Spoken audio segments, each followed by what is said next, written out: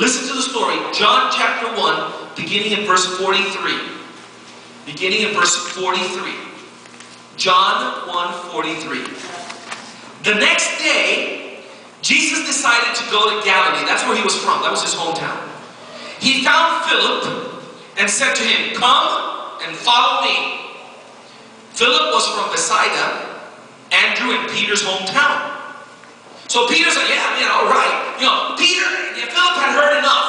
Philip had heard enough about Jesus that when Jesus invited Philip to be part of his inner circle, he was ready to go. "Yes, Lord, I'm coming."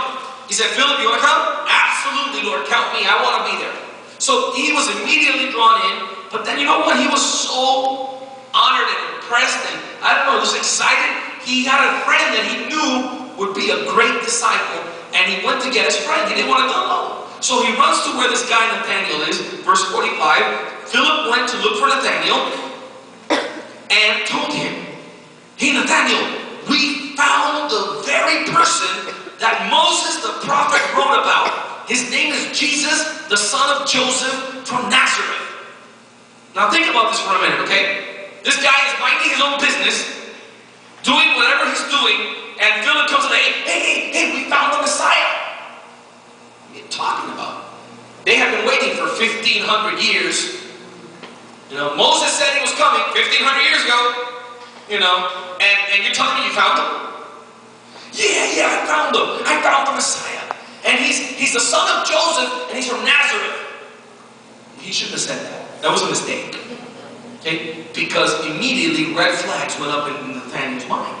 Well, we don't know why, but Nazareth had a very bad reputation. And Nazareth was a very tiny little town. Nathaniel didn't believe he had found the Messiah, first of all. And if he found him in Nazareth, then for sure he hadn't found him. If he would have said Jerusalem or Bethlehem or something, maybe he would have believed it. But at this point, it's like, no. Think about it. It's like if I came up to you now and said, "You know what? Hey, I found the Antichrist. And he's Pepe's son in Opalaca. he lives in Opalaca." You're going to say, "Right, yeah." And if you tell me Brussels or, Frankfurt or Paris or London, but Opalaca? Yeah, Opalaca, just northwest there. No, I'm not going to buy that. So that's the equivalent. He said, "Look, we found the Messiah, and he's from Nazareth." Nazareth? Listen to his response. I'm sorry. Listen to Nathaniel's response. He goes, "Nazareth?" Exclaimed Nathaniel. "Can anything good come from Nazareth?" It's like, hey, hello, Nazareth, Messiah, Nazareth? No, I'm not buying it.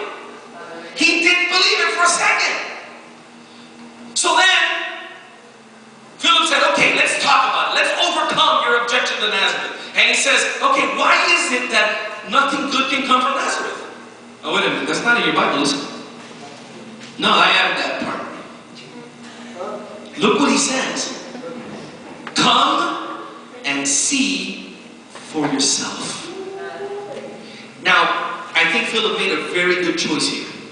Philip could have easily sat down and said, okay, Nathaniel, why do you think he can't come from Nazareth? Let's see, why? Give me your objection. Tell me why. And maybe they could have argued about it, and he could have given them good reasons, and maybe persuaded him that Nazareth was a possibility.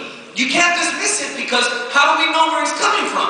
Because if you study all the prophecies, and they could have had a really long 3-hour conversation. At the end of the conversation, he could even have persuaded Nathaniel to believe and consider, okay, Nazareth is a possibility. Did that bring Nathaniel any closer to Jesus? No. So Philip did the right thing. Philip said, "You know what? Let's not argue about Nazareth. Come and meet him. Come, I'll show you who he is. Come and meet him. What have you got to lose, Nathaniel? If it's not him, okay, you didn't lose anything. But come and meet him. Come with me." See, now, what is Philip doing? Philip is inviting Nathaniel to come and know Christ. So look, I want you to meet him. And when you meet him, Nazareth is not going to be that important anymore. That's what Philip is getting at. That's what Philip is thinking. Philip was smart in that sense. He said, all right, I guess he went. At verse 47, as they approached Jesus, Jesus looks at the guy and listen to Jesus' words. See, here's a testament that having doubts and being and unbelief is not a bad thing. God expects us to be honest. God doesn't want you fooling yourself or fooling anybody else. He wants you to be honest. Look what he says about Nathanael. He says, now here is a genuine son of Israel, a man of complete integrity. What he's saying is, look, here's a guy that's going to tell it like it is. Here's a guy that's not going to lie. He's not going to say what you want to hear. Whatever he knows and believes and thinks, that's what he's going to say. Jesus was not a bit offended by the fact that he didn't believe. Now, if I were Jesus and I were from Nazareth and you come and say nothing good comes from Nazareth, I would say, where are you from? Let's make a list of who comes from Nazareth and who comes from whatever village you're from. What do you mean, you racist? What's your problem with Nazarites? See, but Jesus was not offended. Not at all. Jesus brings him in and says, you know what? I admire this quality in you. I admire that you're honest. I admire that you're a person of integrity. I admire that you question. I admire that. There's a lot of potential for me to use you. And Nathanael is thrown back and he says, how do you know me? How do you know me? Apparently Jesus even called him Nathanael. And he's like, have we met before? It's like, how do you know me? But notice now we're not talking about the Messiah that Moses promised. Now we're talking about a guy that's standing right in front of me and you're asking him, how do you know me? Now we're talking at a personal level.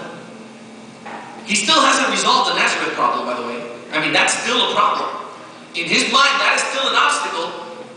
Opalaka is still a problem, but you know what? It becomes minimal at this point because there's something more important going on here. And then Jesus said to him, I could see you under the fig tree before Philip found you. Whoa. Nah. Think about that for a minute. What did Jesus do? This doesn't sound like much, but Jesus says, hey, I was nowhere near you, but I know exactly where you were and what you were doing when Philip came up to you. You were under that fig tree. It's like, wow. At that point, Nathanael realizes, hey, this is the real deal here. This is the real deal. He interacted with Christ, and all of a sudden, you know what? Count me in, Lord.